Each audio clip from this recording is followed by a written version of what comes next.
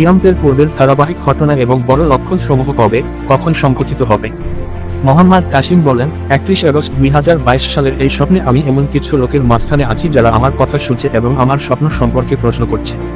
তারা আমাকে জিজ্ঞেস করে কিয়ামত আসতে আর কত সময় বাকি আছে। আমি তাদের বলি, যখন যুদ্ধ শুরু হবে এগুলো সবই হবে তৃতীয় বিশ্বযুদ্ধের অংশ এবং গাজওয়াতুল হিন্দ যুদ্ধের অংশ। তারপর এই যুদ্ধের পর সেখানে শান্তির একটি সময় আসবে। এই যুদ্ধ চলবে প্রায় 4 বছর এবং এরপরে শান্তির যুগ হবে 7 বছর।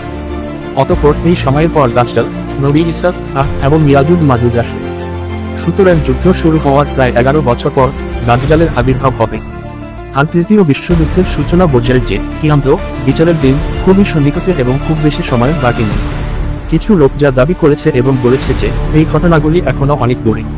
তখন কেউ আমাকে জিজ্ঞেস করে এই যুদ্ধে কত লোক মারা যাবে। তারপর আমি গাজওয়ায়ে হিন্দ এবং তৃতীয় বিশ্বযুদ্ধের দৃষ্টিকোণ থেকে উত্তর দিয়ে যে এই যুদ্ধে প্রায় 100 কোটি মানুষ মারা যাবে।